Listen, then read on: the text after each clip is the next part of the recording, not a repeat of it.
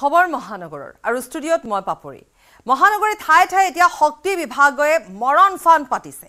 একাংশ বিষয়া কৰ্মচাৰী দায়িত্বহীনতাৰ বাবে ম্যাদ উকলা খুটাৰে এতিয়া দিনৰ পিছত দিন ধৰি বিদ্যুৎ যোগান চলিছে কাহিলীপাৰাত বৈদ্যুতিক খুটা পৰি জিতু হাজৰিকা নামৰ এগৰাকী ব্যক্তিৰ মৃত্যু হোৱাৰ পিছতে এতিয়া উদ্বেগজনক তথ্য পোহৰলৈ আহিছে সোমবাৰে সন্ধিয়া কাহিলীপাৰাত বৈদ্যুতিক খুটা পৰি জিতু হাজৰিকাৰ মৃত্যুৰ পিছতে তদন্তৰ ঘোষণা কৰিছে গৃহ নিৰ্মাণ আৰু নগৰ পৰিক্ৰমা মন্ত্ৰী অশোক সিংহালে তদন্ত কমিটি গঠন কৰি মহানগৰ জিলা আয়ুক্তক ঘটনাৰ তদন্তৰ নিৰ্দেশ দিছে মন্ত্ৰীগৰাকীয়ে সোমবাৰে সন্ধিয়া সন্তানক টিউচনৰ পৰা আনিবলৈ যোৱাৰ সময়তে বিদ্যুৎ পৰিবাহী তাৰৰ খুটা পৰি প্ৰাণ হেৰুৱাইছিল ব্যক্তিগত বিদ্যালয়ৰ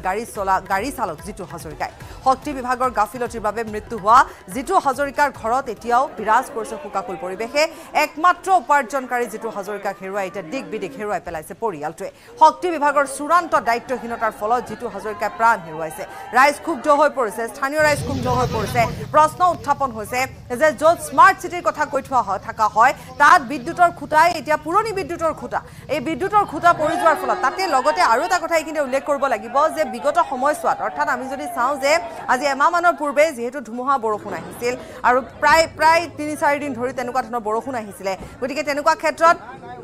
ঠাই ঠাই বিদ্যুতৰ খুঁটা উভালি পৰিছিলে গতিকে তেনেকুৱা সময়ছোৱাত আচলতে এবাৰ হ'লেও যেন এই এপিডিচিএলে বা শক্তি বিভাগে এনে খুঁটাসমূহ পৰীক্ষা কৰিব লাগিছিল কাৰণ তেনেকুৱা সময়ত হয়তো খুঁটা উভালি পৰাৰ বা তেনেকুৱা ধৰণে উৱলি যোৱা খুঁটা তাত আছিলে যিবোৰ পৰীক্ষা নিৰীক্ষা কৰাই নহয় আৰু বিদ্যুতক লৈ ল'ৰা ধেমালি কৰাৰ ফলতে বা ইমান সহজভাৱে ল'ৰা লোৱাৰ ফলতে এজন লোকৰ মৃত্যু হ'ল এগৰাকী দুৰ্ভগীয়া লোকৰ মৃত্যু হ'ল কালি প্ৰাণ হেৰুৱাবলগীয়া হ'ল আমি ভাষ্য অলপ আগবঢ়াই লৈছোঁ আমি এটা কমিটি বনাইছোঁ যে কমিটিটোৱে গোটেই আলোচনা কৰিব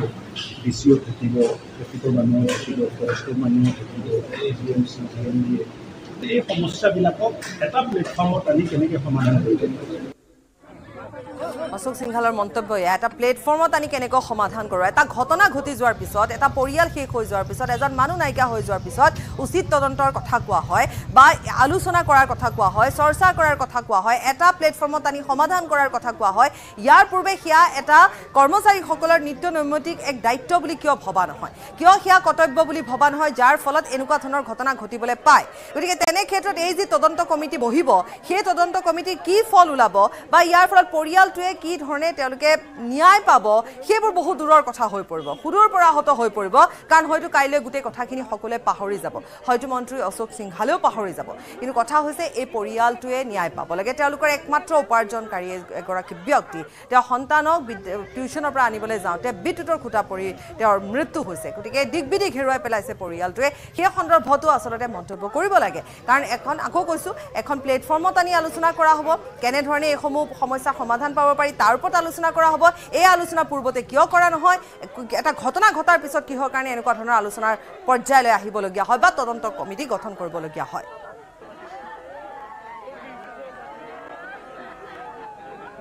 এয়া ঘটনা সংঘটিত হৈছিলে কালি সন্ধিয়াৰ ভাগত এই ঘটনা সংঘটিত হোৱাৰ পিছতে আমি কৈছোঁ যে মূৰত সৰগ ভাগি পৰিছে পিতৃৰ বয়সস্থ উপাৰ্জনৰ কোনো লোক নাই তেওঁলোকৰ ঘৰত তেওঁলোকে এজনে ব্যক্তি যি এখন বাহন তেওঁ চলাইছিলে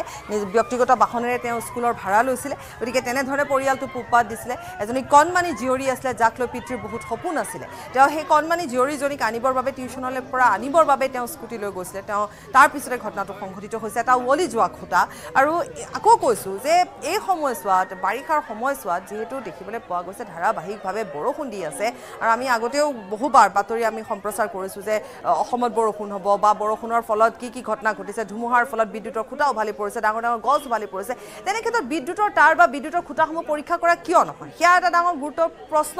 ৰাইজ ক্ষোভিত হৈ পৰিছে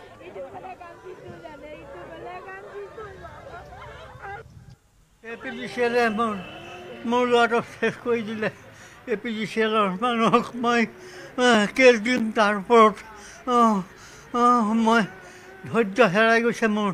মোৰ ডাঙৰ ল'ৰা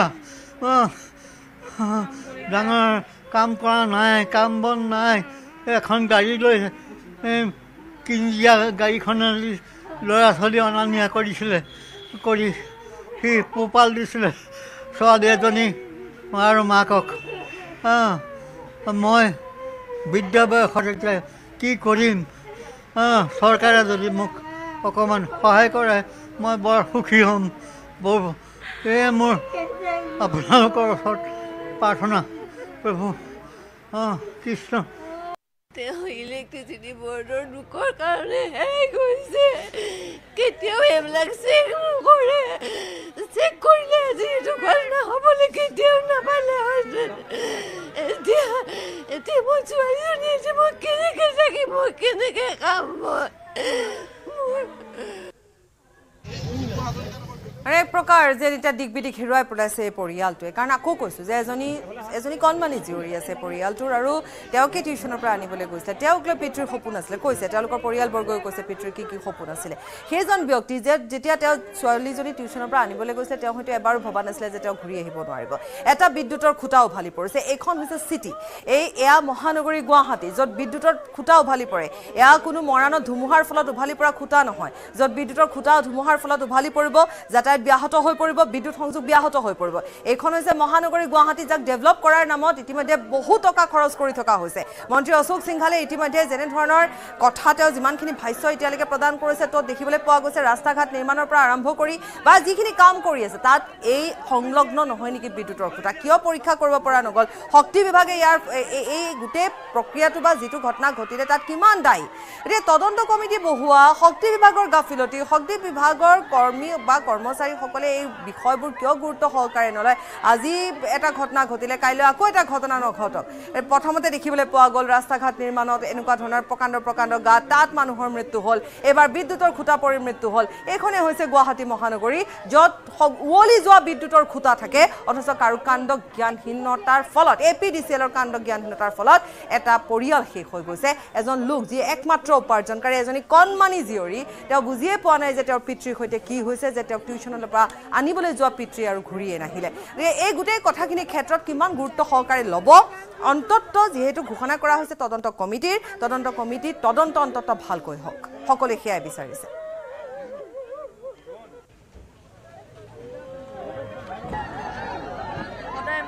মামীক আৰু ছোৱালীটোক আনেগে আইতাক কৈছিলে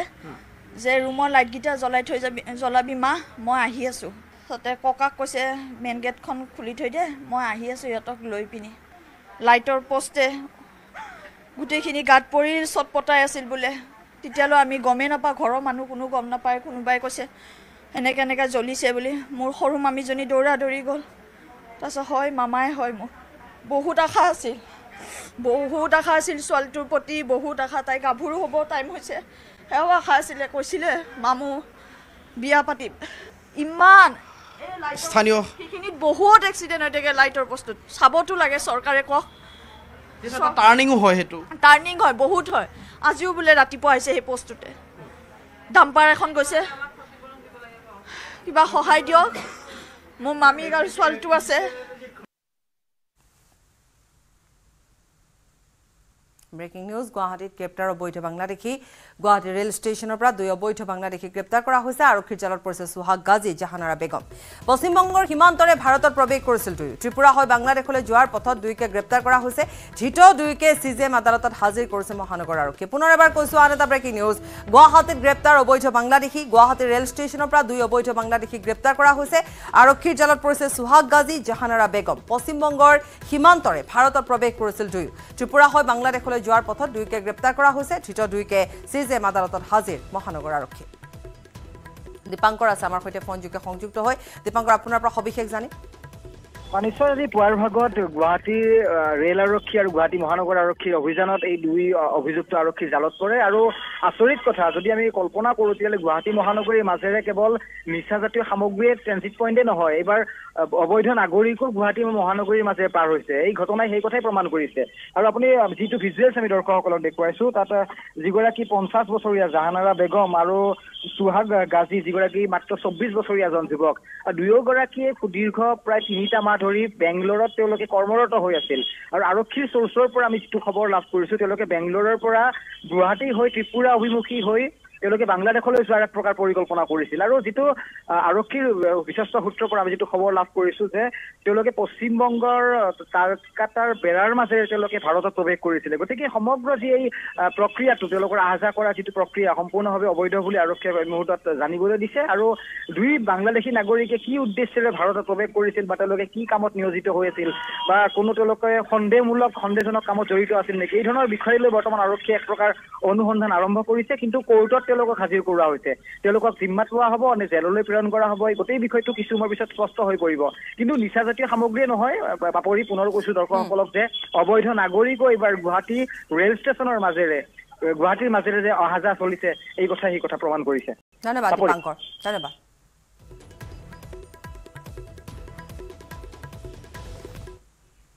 অসম প্ৰশাসনিক পদাধিকাৰী মহাবিদ্যালয়ত গৃহ নিৰ্মাণ আৰু নগৰ পৰিক্ৰমা বিভাগৰ পৰ্যালোচনা বৈঠক মন্ত্ৰী অশোক সিংহালে অংশগ্ৰহণ কৰে বৈঠকত পৌৰসভা আৰু পৌৰ নিগমৰ নৱনিযুক্ত মুখ্য কাৰ্যবাহী বিষয়াসকলৰ কাম কাজক লৈ আলোচনা কৰা হয় এই বৈঠকত বিগত 3 মাহৰ কামৰ খতিয়ান আগবঢ়ালে নৱনিযুক্ত মুখ্য কাৰ্যবাহী বিষয়াসকলে পৌৰপতি আৰু পৌৰসভাৰ ক্ষমতা কৰ্তনক লৈ শংকিত নহবলৈ আহ্বান জনালে মন্ত্ৰী অশোক সিংহালে নগৰীয়া অঞ্চলৰ জাবৰ জোথৰ সমূহ নিষ্কাশন কৰি নগৰীয়া জংঘল স্থাপনৰ পৰিকল্পনাও যুগুত কৰা হৈছে কৰ্তন কৰা কোনো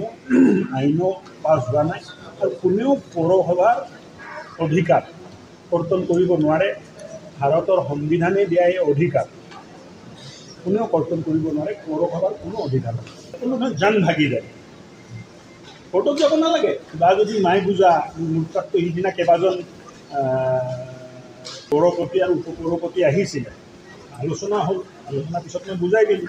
কিবা যদি অসুবিধা আছে আশা কৰি আমি ভাল কৰিম তেখেতসকলেও মিউনিচিপালিটিটো ভাল কৰিব খোজে আমিও মিউনিচিপালিটিটো ভাল কৰিব খোজো আনহাতে ব্ৰেকিং নিউজ 15 আগষ্টৰ পূৰ্বে ৰাজ্যত ঘোষণা হ'ব উপজিলা পলমকৈ অনুষ্ঠিত হ'ব বিধানসভাৰ উপনিৰ্বাচন প্ৰথমে প্ৰস্তুত কৰা হ'ব পুৰণি সমষ্টিৰ ভোটাৰ তালিকা পুৰণি ভোটাৰ তালিকাৰ ভিত্তিত অনুষ্ঠিত হ'ব উপনিৰ্বাচন ঘোষণা মুখ্যমন্ত্ৰী ডক্টৰ হিমন্ত বিশ্ব শৰ্মাৰ কৰিমগঞ্জত কংগ্ৰেছৰ প্ৰাৰ্থী জনে পুনৰ নিৰ্বাচন যদি বিচাৰে তেতিয়াহ'লে আপত্তি নাই বুলিও আনকি মুখ্যমন্ত্ৰীগৰাকীয়ে উল্লেখ কৰে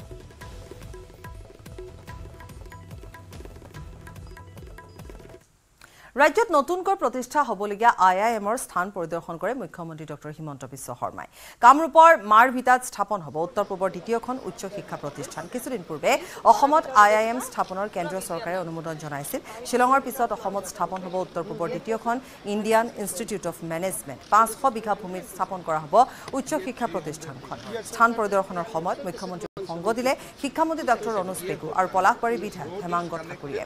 আজাৰাৰ ৰাজধৰ বৰা হাইস্কুলৰ নতুন ভৱনৰ লগতে জালুকবাৰীৰ হজ ভৱনৰ নিৰ্মাণ কাৰ্য পৰিদৰ্শন কৰিব মুখ্যমন্ত্ৰীগৰাকীয়ে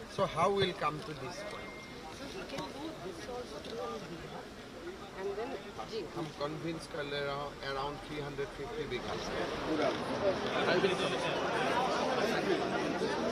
IIT और एम्सर दरे इंडियन इंस्टीट्यूट ऑफ मैनेजमेंट जाक IIM বুলি কোৱা হয় ইউ এখন সৰ্বভাৰতীয় শিক্ষা প্ৰতিষ্ঠান এখন ৰাজ্যত যদি IIM থাকে IIT থাকে আৰু এইমছ থাকে এক প্ৰকাৰ শিক্ষাৰ যিটো সাৰ্কেল বা সৰ্বভাৰতীয় প্ৰতিষ্ঠানৰ যিটো বৃত্ত সেইটো সম্পূৰ্ণ হয় উত্তৰ পূৰ্বাঞ্চলৰ কাৰণে এখন IIM কেন্দ্ৰত কংগ্ৰেছ চৰকাৰ থাকোতে ডক্টৰ মনমোহন সিঙৰ চৰকাৰ থাকোতে অনুমোদন কৰা হৈছিল সেই সময়ত ৰাজ্য চৰকাৰে যথেষ্ট প্ৰচেষ্টা চলাইছিল যে IIMখন অসমত দিব লাগে কিন্তু সেই সময়ত ডোনাৰ মন্ত্ৰী মেঘালয়ৰ কিন্দিয়া ডাঙৰীয়া থকাৰ বাবে উত্তৰ পূৰ্বৰ বাবে অনুমোদিত IIMখন শিলঙত স্থাপন আৰু তাৰ পিছত দ্বিতীয়খন IIM কেন্দ্ৰীয় চৰকাৰে দিব বিচৰা নাছিল যেহেতু উত্তৰ পূৰ্বৰ কাৰণে এখন IIM ইতিমধ্যে দিয়া হৈছে আমি কেন্দ্ৰীয় চৰকাৰক বুজাইছিলোঁ যে উত্তৰ পূব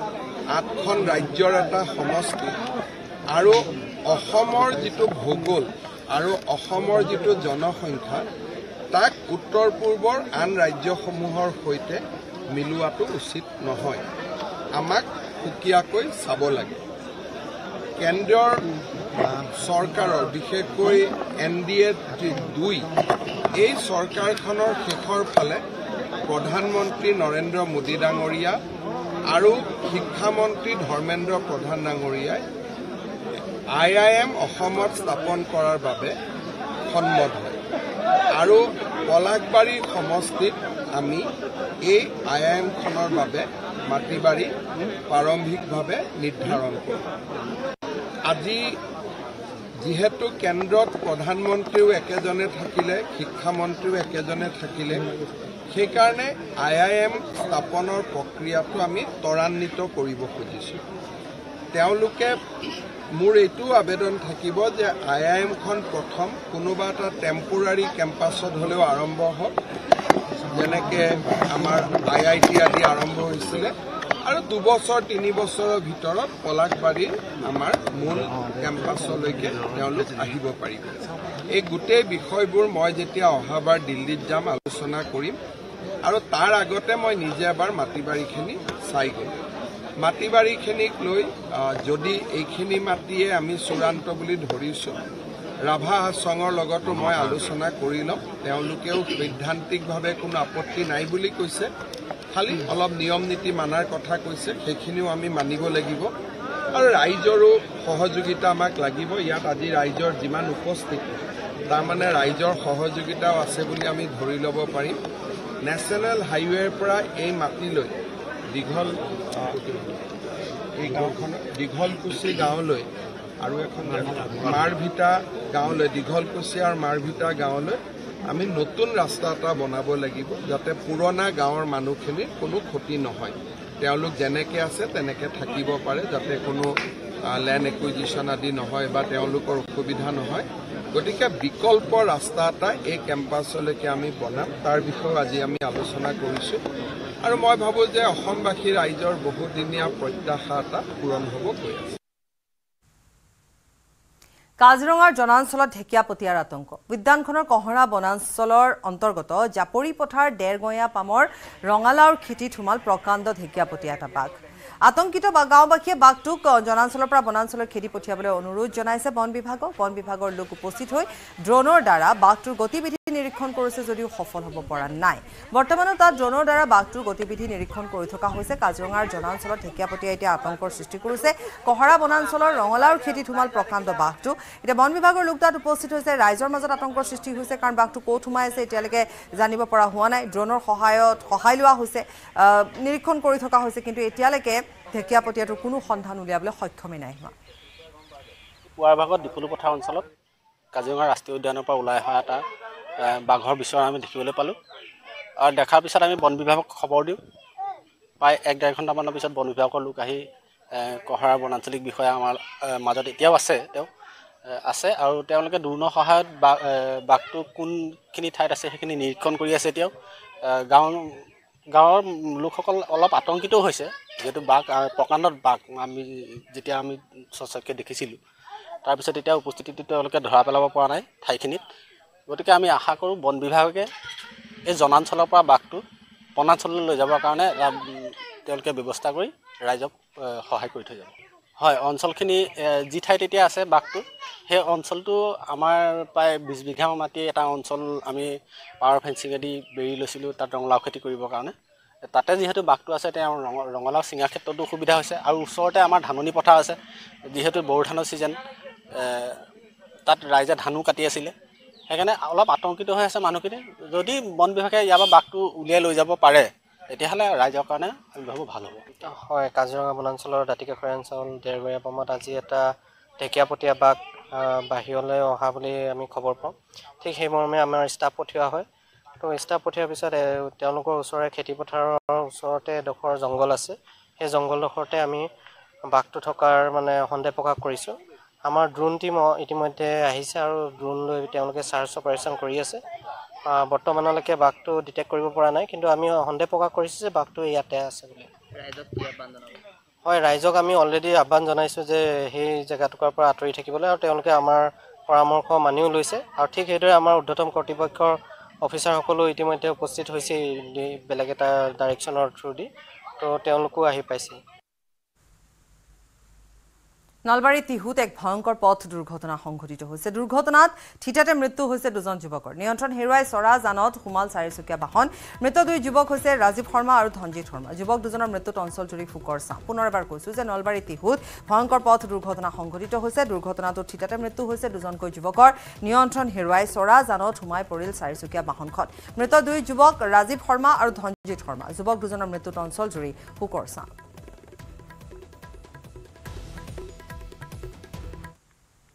নেট ইউজি 2024 অনিয়ম আৰু গ্ৰেছ মাৰ্কত উত্তাল হৈ পৰিছে এটা দেশ 23,000 ছাত্ৰ-ছাত্ৰীৰ ভৱিষ্যতক লৈ অনিশ্চয়তাই দেখা দিছে একাংশ ছাত্ৰ-ছাত্ৰীৰ কাষ চাপিছে উচ্চতম ন্যায়ালয়ৰ ছাত্ৰ-ছাত্ৰীয়ে নীট পৰীক্ষাক লৈ ছ'চিয়েল মিডিয়াৰ জৰিয়তে খুব প্ৰকাশ কৰি আছে ৰাহুল গান্ধীয়েও বিষয়টোক লৈ প্ৰতিক্ৰিয়া প্ৰকাশ কৰি উচ্চতম ন্যায়ালয়ৰ হস্তক্ষেপৰ দাবী কৰিছে লগতে প্ৰিয়ংকা গান্ধী বাদ্ৰায়ো এক্স যোগে ঘটনাটোৰ গৰিহণা দি উচিত তদন্তৰ দাবী কৰা দেখা গৈছে শিক্ষা মন্ত্ৰালয় আৰু এনটিএ নীট ইউজিত গ্ৰেছ মাৰ্ক দিয়াৰ বিবাদৰ সমাধানৰ বাবে 4জনীয়া পেনেল গঠন কৰিছে ইফালে দুয়োটা পক্ষৰ কথা শুনিহে উচ্চতম ন্যায়ালয়ে নিজৰ সিদ্ধান্ত ল'ব বুলিও জনাইছে বা জানিবলৈ পৰা গৈছে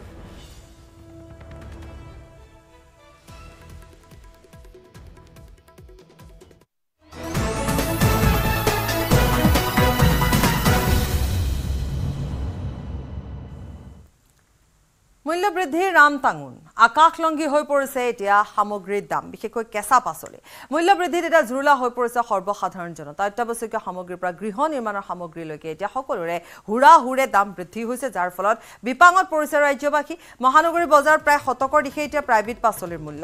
আৰু পাচলিৰ দাম এনেধৰণে বৃদ্ধি পাইছে মূল্যবৃদ্ধিৰ ৰোধক লৈ এতিয়া মুখ্যমন্ত্ৰীগৰাকীও তৎপৰ হৈ পৰিছে মূল্যবৃদ্ধি ৰোধ কৰাৰ বাবে জিলাই টাস্ক ফ'ৰ্চ গঠনৰ নিৰ্দেশ দিছে মুখ্যমন্ত্ৰীয়ে ইপিনে আকাশলংঘী মূল্যবৃদ্ধিৰ পিছতো কুম্ভকৰ্ণ নিদ্ৰাত বেয়াগুম যোগান বিভাগৰ লগতে কৃষি বিপণন পৰিষদ বিলাহীৰ দামে চাওক বা অন্য সামগ্ৰীৰ দামে চাওক পটলৰ দামে চাওক জিকাৰ দামে চাওক সকলোতে 20 টকাকৈ বৃদ্ধি পোৱা দেখিবলৈ পোৱা গৈছে অথচ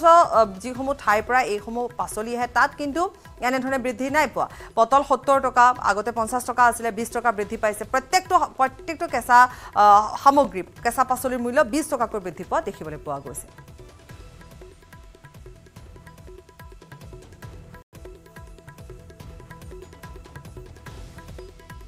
শাক পাচলিৰ দামৰ লগত মই ডিচিসকলক ইতিমধ্যে কৈছোঁ যে খুচুৰা ব্যৱসায়ীসকলক মিটিং কৰি দামটো কিয় বেছি হৈছে কিয় কমাব লাগে গোটেইখিনি তেওঁলোকে যাতে আৰম্ভ কৰে আৰু আমি ডিষ্ট্ৰিক্ট লেভেলত টাস্ক ফ'ৰ্চ এখনো মই বনাব দিছোঁ যাতে আমি মনিটৰ কৰি থাকিব পাৰোঁ যে মূল চ'ৰ্চ য'ত আছে তাতকৈ আমাৰ ইয়াত বেছি দাম লৈছে নেকি সেই ব্যৱস্থাটো এতিয়া আমি আৰম্ভ কৰিম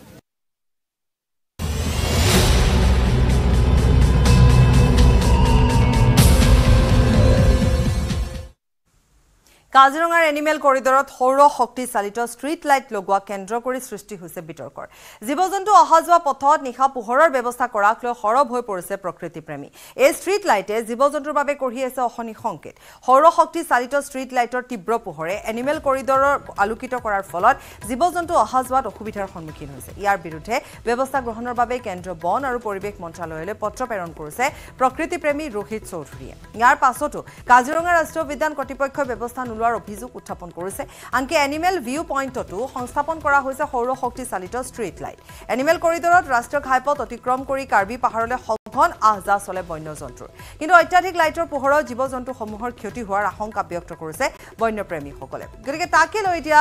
যথেষ্ট প্ৰশ্নৰ উত্থাপন হৈছে দিবাকৰ দাসৰ এক প্ৰতিবেদন আগবঢ়াম দেখুৱাইছো নিশাৰ দৃশ্য এয়া আমি কাজিৰঙা ৰাষ্ট্ৰীয় উদ্যানৰ বুঢ়াপাহাৰ বনাঞ্চল এলেকাৰ যি এইসমূহ এনিমেল তাৰে এটা এনিমেল কৰিডৰত আছোঁ আৰু মোৰ সোঁহাতে আছে কাজিৰঙা ৰাষ্ট্ৰীয় উদ্যান আৰু বাওঁহাতে আছে চিৰাং পাহাৰ আৰু এই স্থানত দেখুৱাইছোঁ চ'লাৰ লাইট স্থাপন কৰা হৈছে কিন্তু এতিয়া প্ৰশ্ন হৈছে কাৰ স্বাৰ্থত এইসমূহ চ'লাৰ লাইট স্থাপন কৰা হ'ল আৰু দেখুৱাইছোঁ এই দৃশ্য নিশাৰ পৰিৱেশ কিদৰে এক পোহৰৰ পৰিৱেশ এই অঞ্চলটো পোহৰে জিলিকি আছে য'ত জীৱ-জন্তুৱে অহা যোৱা কৰে এই এনিমেল কৰিডৰত লাইটৰে পোহৰ কৰা যাৰ কাৰণে বিপদত পৰিছে কাজিৰঙা ৰাষ্ট্ৰীয় উদ্যানৰ বন্যপ্ৰাণীসমূহ দিক বিদিক হেৰুৱাইছে তেওঁলোকে নিশাৰ এই যি অন্ধকাৰ পৰিৱেশত তেওঁলোকে বিচৰণ কৰে তাৰ ঠাইত কিন্তু কৃত্ৰিম পোহৰৰ ব্যৱস্থা কৰা হয় স্থানীয় সচেতন লোক আছে তেওঁৰ মন্তব্য কি দেখিছে এক হতকাৰী সিদ্ধান্ত গ্ৰহণ কৰা দেখা গৈছে হয় কাজিৰঙা ৰাষ্ট্ৰীয় উদ্যানৰ যিটো বুঢ়াপাহাৰ বনাঞ্চলৰ এইটো এনিমেল কৰিডৰত আমি বৰ্তমান থিয় হৈ আছোঁ ইয়াত আমি দেখা পাইছোঁ যে ইয়াত কৃত্ৰিম পোহৰেৰে ইয়াত আলোকিত কৰিব বিচৰা হৈছে টাউনখনত এটা পৰিৱেশ বনাবলৈ চেষ্টা কৰা হৈছে আমি এই কাৰ্যৰ বিৰোধিতা কৰিছোঁ। ইয়াৰ আগতো আমি দেখা পাইছিলোঁ যে কাজিৰঙা ৰাষ্ট্ৰীয় উদ্যানৰ এই এলেকাতে বেৰিকেডিং লগাই পেলাই জীৱ জন্তুৰ অহা যোৱা কৰা পথসমূহ আবদ্ধ কৰিবলৈ চেষ্টা কৰা হৈছিলে। চাওক, নেশ্যনেল গ্ৰীণ ট্ৰিবিউনেলৰ স্পষ্ট নীতি নিৰ্দেশনা আছে যে কৰিডৰ এলেকাত কোনো ধৰণৰ বেৰিকেডিঙৰ কাম হ'ব নোৱাৰিব, উচ্চ ক্ষমতা সম্পন্ন লাইটৰ ব্যৱস্থা হ'ব নোৱাৰিব। তৎসত্ত্বেও সেই নিৰ্দেশনাখিনি স্পষ্টভাৱে থকা স্বত্তেও কোনে কিয় আৰু কাৰ ছত্ৰছায়াত এই ধৰণৰ কামবিলাক কৰি আছে সেইটো লৈ পেলাই আমাৰ প্ৰশ্ন আছে। আৰু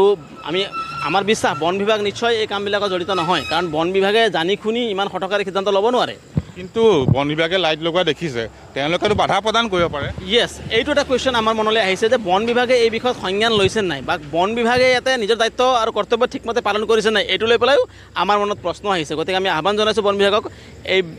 বিষয়টো অতি গুৰুত্ব সহকাৰে লৈ বিবেচনা কৰি এই লাইটসমূহ ইয়াৰ পৰা আঁতৰ কৰিবলৈ ব্যৱস্থা কৰিব লাগে। নিশ্চয়কৈ ইয়াৰ ডাঙৰ প্ৰশ্ন যে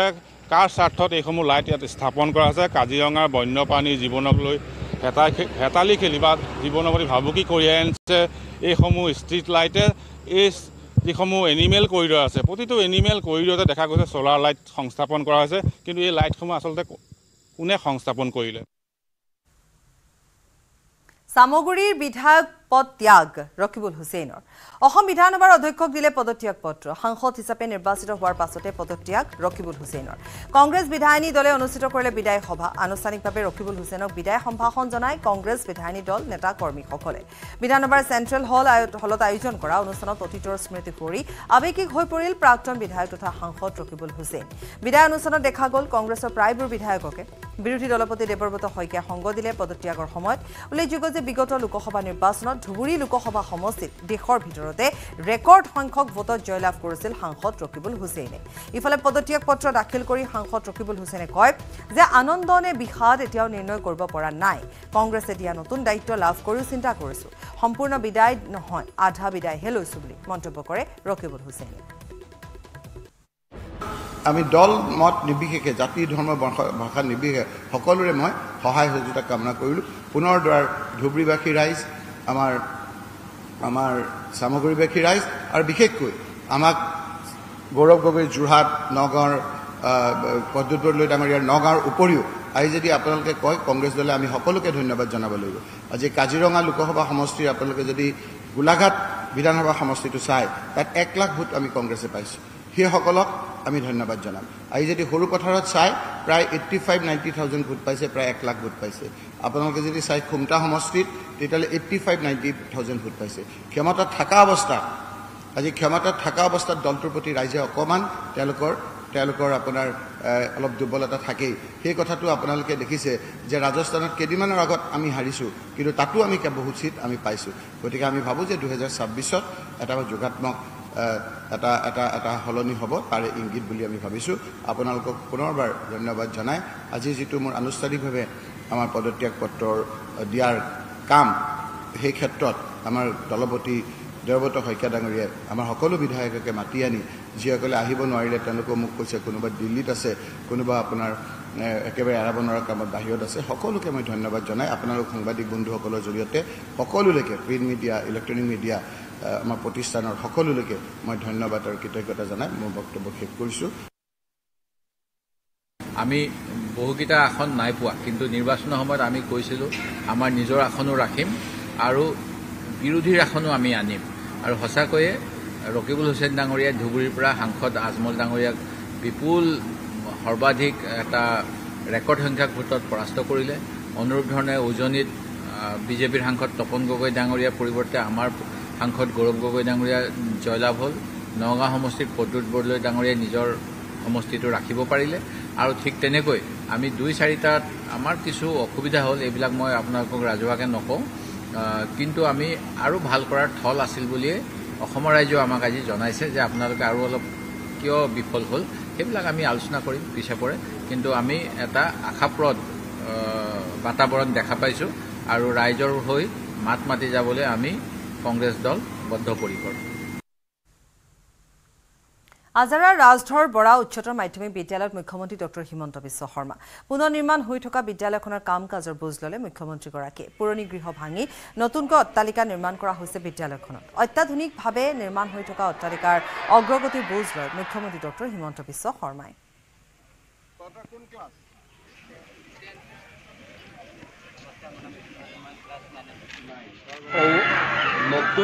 বিদ্যালয় পুৰণা উচ্চ আৰু উচ্চতৰ মাধ্যমিক বিদ্যালয় আমি 7 আৰু 8 কোটি টকা দি নতুনকৈ বিদ্যালয় ভৱনবোৰ নিৰ্মাণ কৰি আছোঁ আৰু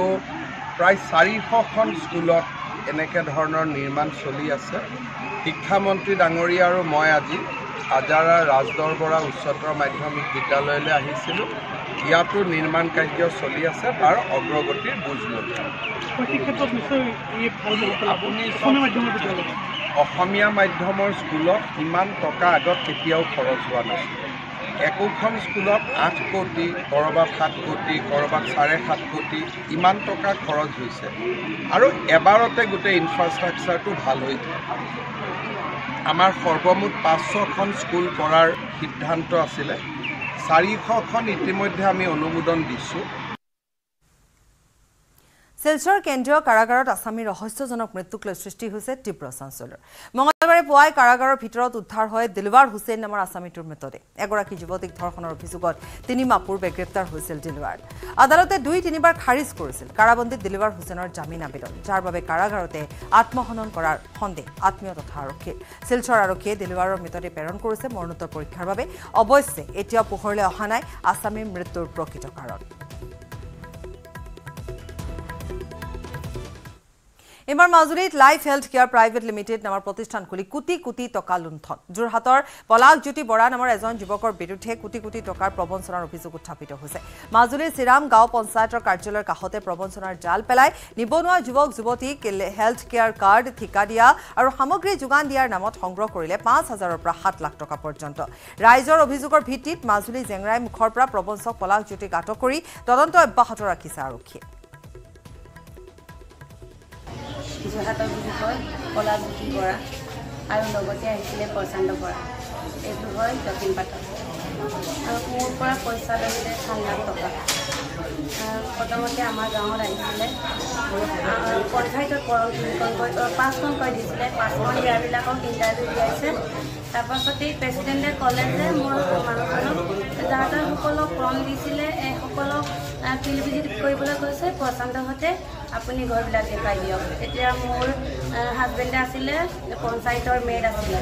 পঞ্চায়তৰ মানে আমাৰ 9 নম্বৰ ৱাৰ্ডৰ মেড আছিলে তেতিয়া দায়িত্বটো আমাৰ মানুহৰ লগতো আছিলে তেতিয়া টকাখিনি ফিল্ড ভিজিট কৰি দিলোঁ তেতিয়া এই পলাশজ্যোতি বৰাই ক'লে যে ইমান ভাল চাকৰি এটা ধুনীয়া চাকৰি এটা হৈছে তুমি ৰখাই নোলোৱা কিয় তাৰপিছত ছাৰ এইটো ইণ্টাৰভিউটো কৰ নহয় কৰ্ম মই নকৰিলোঁ নহয় তেনেকৈ মই ক'লোঁ ময়ো ক'লোঁ মোৰ হাজবেণ্ডে ক'লে এতিয়া ক'লে যে তুমি চিন্তা নকৰিবা মই ৰজা ময়ে প্ৰজা মই দি দিব পাৰিম দিম বুলি ক'লে মই দিব পাৰোঁ তোমালোকে চিন্তা নকৰিবা তোমালোকে চাকৰিটো ৰাখা তেতিয়াহ'লে আপুনি যদি তেনেকৈ কৈছে মই কৰিবলৈ সাজু আছোঁ এইটোৰ নামত চাকৰি নামত এনজিঅ' চাকৰি নামত ল'লে 6,000 পৰে তাৰপাছতে সি মঞ্জু বোলা ঘৰটোত ভাড়াকৈ আছিলে এই ঘৰখনক জুই জ্বলি গ'ল অগ্নিকাণ্ড হৈ গ'ল তাতে এতিয়া মটৰখিনি দিব লাগে ইটো কৰি দিব লাগে বুলি মোৰ পৰা আকৌ পইচা ল'লে 3,000 হেণ্ড টু হেণ্ড ল'লে সেইটো পইচা মোৰ ঘৰত আহিলে ছোৱালী দুজনী ডাঙৰজনী 11 বছৰ সৰুজনী 7 বছৰ মোৰ